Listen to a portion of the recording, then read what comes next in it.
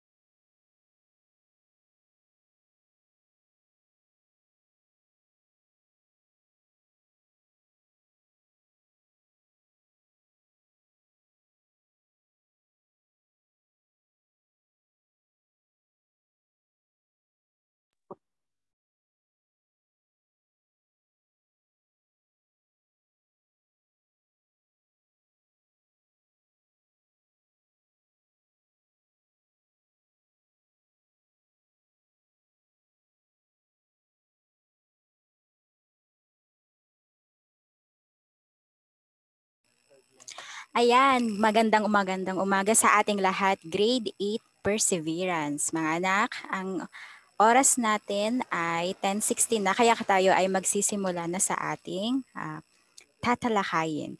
Para sa araw na ito mga anak, ang ating tatalakayin ay ang kontribusyon ng klasikong kabihasnan ng Roma sa daigdig. Alam ko naman at alam naman nating lahat na pamilyar tayo sa Roma na matatagpuan sa Italia. Gayunpaman mga anak ay atin pong aalamin kung ano nga ba o ano-ano ang kanilang mga naiambag o ang kanilang mga kontribusyon sa daigdig. Ayan. Para sa ating unang slide, makikita po ninyo dito ang larawan ng Colosseum.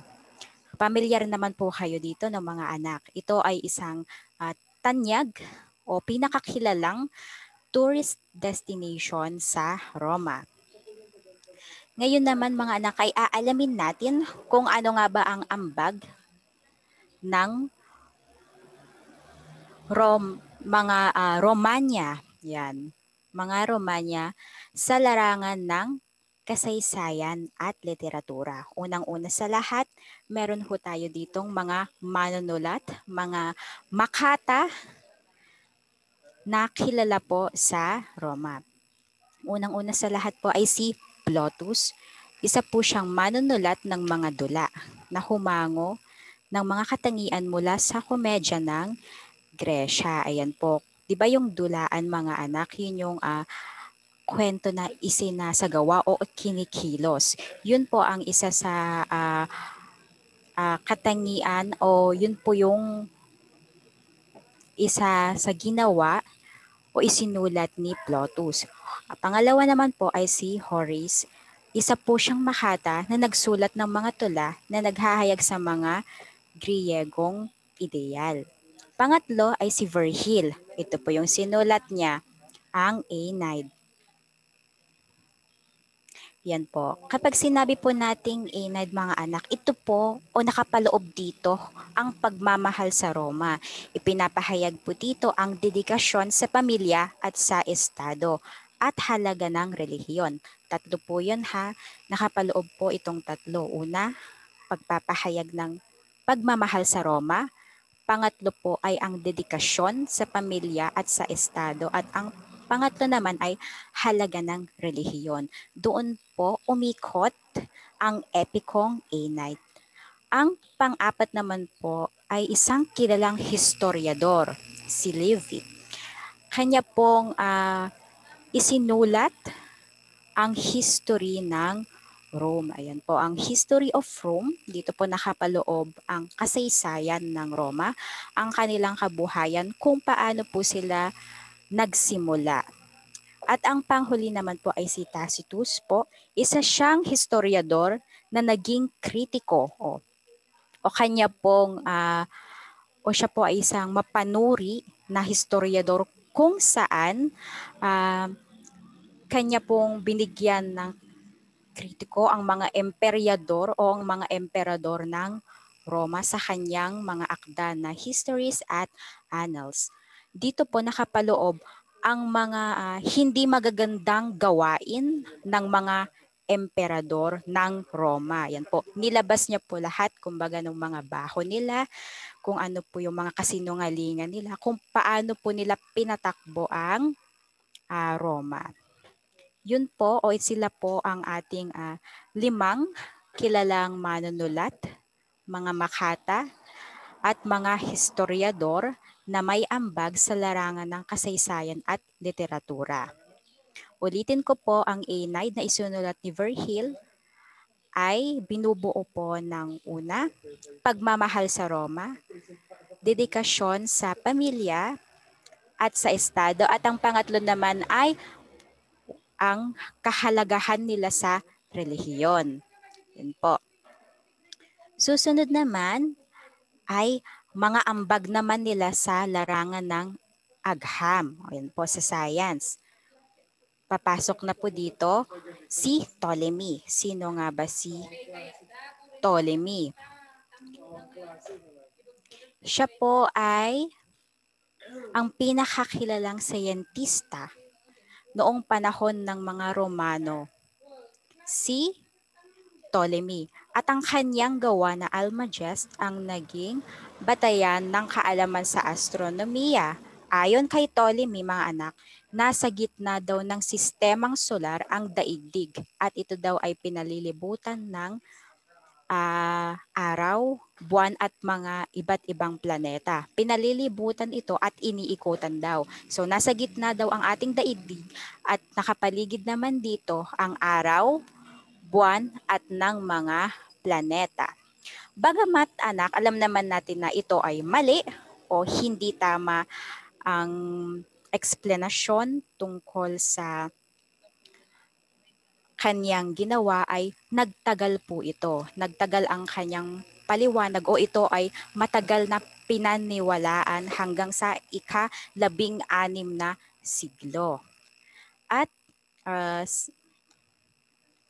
pangalawa naman po na kilala o natanyag na may ambag sa larangan ng agham ay si Galen.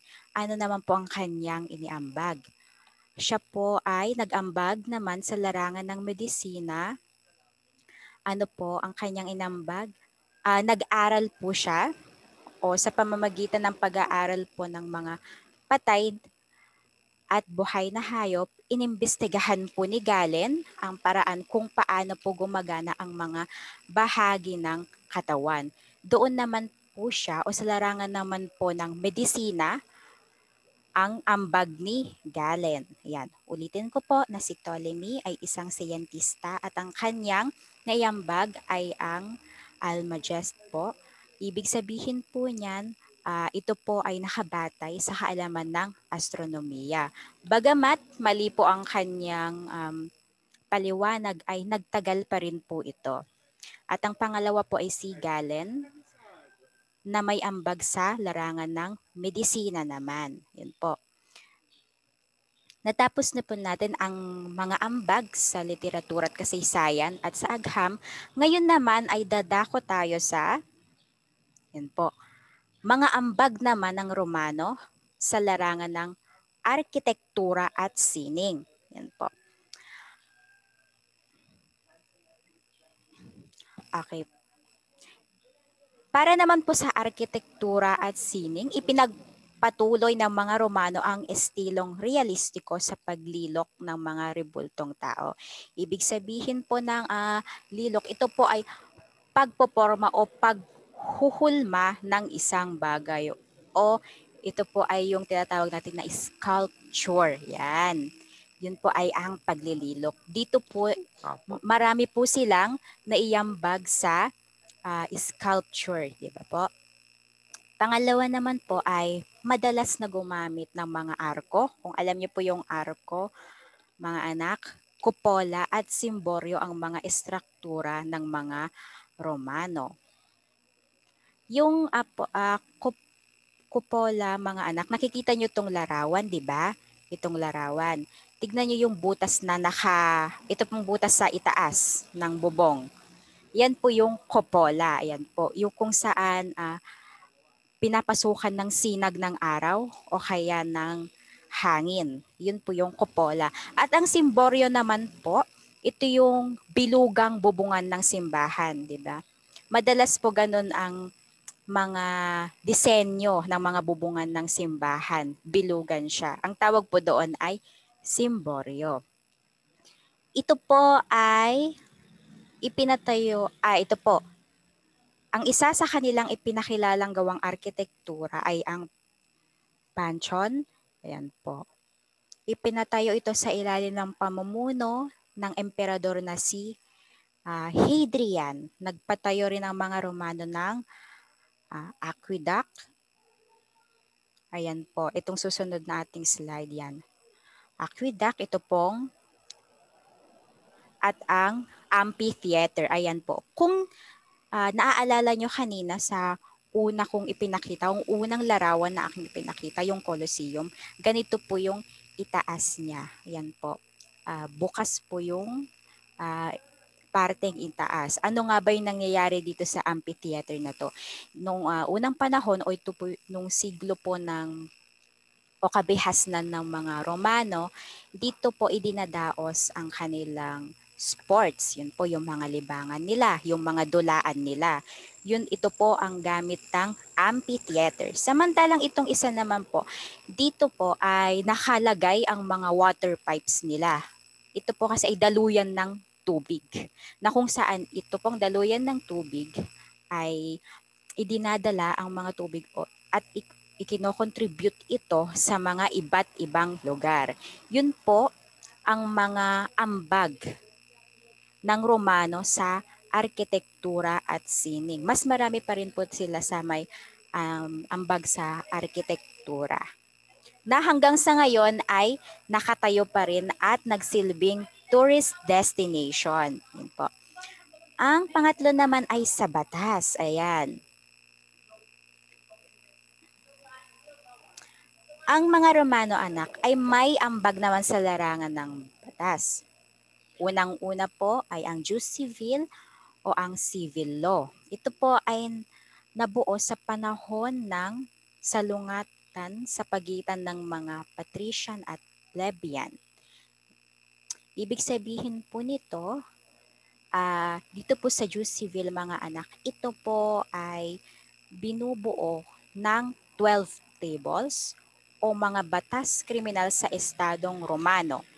Bakit tinawag itong 12 tables o bakit ito ay binubuo ng 12 tables? Dahil po nakasulat o nakaukit sa 12 bronze tablets ang kanilang mga batas. Kaya po ito ay binubuo ng 12 tablets. Itong mga batas na ito ay ginawa ng Assemblea. Ito ay napagdesisyonan ng hukom, pangalawa yon. Ito po ay panuntunan ng mga emperador at ito po ay mga komentaryo ng mga dalubhasa sa batas. Yun po yung apat na mga pangkat ng tao na bumuo po ng Jus Civil o ng 12 tables. Pangalawa naman po ay Jus Gentum. Ito po ay Law of Nations. Ito naman po ay nabuo ng simulan ang pagpapalawak ng teritoryo ng Roma sa kanilang pananakop ng ibang kabihasnan. Ito po ay binuo ng batas ng mga Romano na nagmula sa mga batas ng ibang kabihasnan. Yun po. Kaya Law of Nations, iba't ibang nations, iba't iba pong kabihasnan po noon. Dito nakapaloob yung mga batas po nila.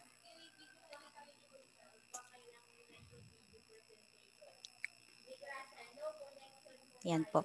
Ulitin ko po ang dalawang larangan ng batas, ang dalawang ambag nila sa larangan ng batas, ang Jus Civil at ang Jus Gentum po. Ang pangalawa sa panghuli naman po nilang ambag sa filosofiya ay sa larangan po ng filosofiya naman. Ito po ay ang pangunahing filosofiya noong panahon ng Pax Romana o ng kapayapaang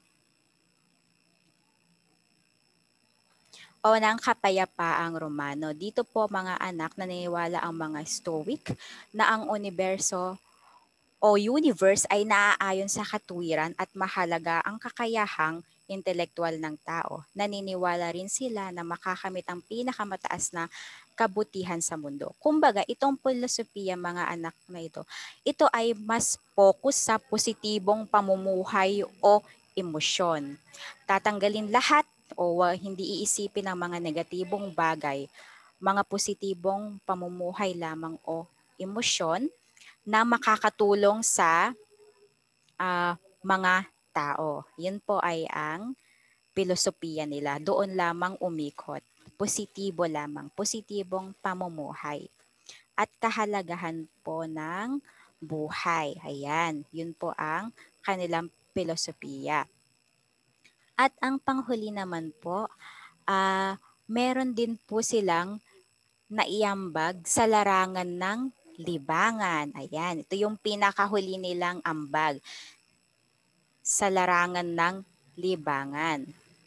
Ang mga Romano mga anak, sila ay nahilig sa mga libangan na maituturing na barbaro, katulad ng labanan hanggang kamatayan sa pagitan ng mga gladiator at mga hayop. Yung mga gladiator po mga anak, sila yung mga manlalaban po. Sila ay nakikipaglaban sa mga hayop hanggang sa kamatayan. Kung sino man ang mamatay sa kanila o kung sino man ang mabubuhay sa kanila, wala na pong pakialam ang mga emperador ng Roma noon. Kalimitan po or madalas po mga anak na ang gladiator nila ay kanilang mga alipin o yung mga bilanggo nila. Sila po ay sinasanay upang makipaglaban hanggang sa kamatayan. Yun po.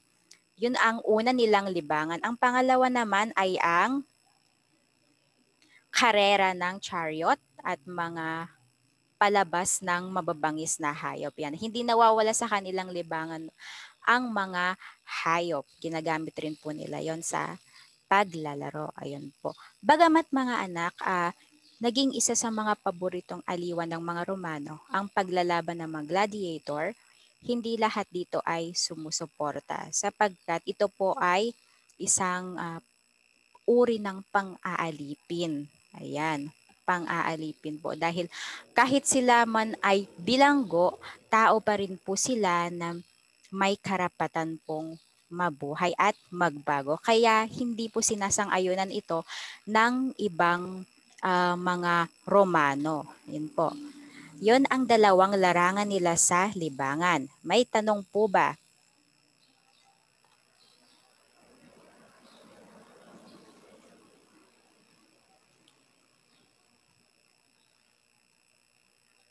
May tanong po ba yung iba?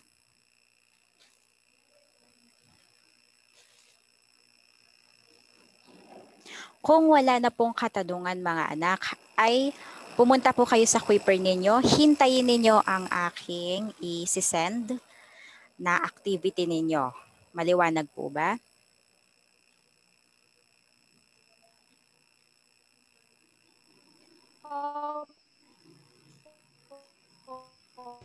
Opo. Okay po, kung maliwanag na po ay tatapusin ko na itong ating Zoom session para sa umagang ito. Minsanan ko na rin pong isisend ang link ng ating synchronous class ngayon at nung isang araw sa inyong Google Classroom. Okay po, maliwanag ba? Sa mga hindi pa po nakagawa o nakapag-comply ng kanilang activities, yan, gawin nyo na po yung mga activities ninyo dahil matatabunan na naman po kayo. Okay po? Okay po, maraming salamat din po sa lahat ng mga pumasok ngayon sa ating klase.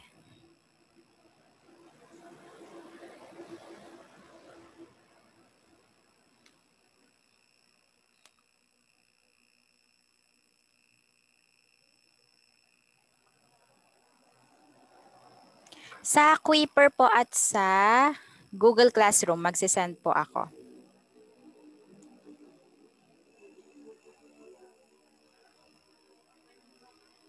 Okay po, thank you. Bye-bye po. Thank you.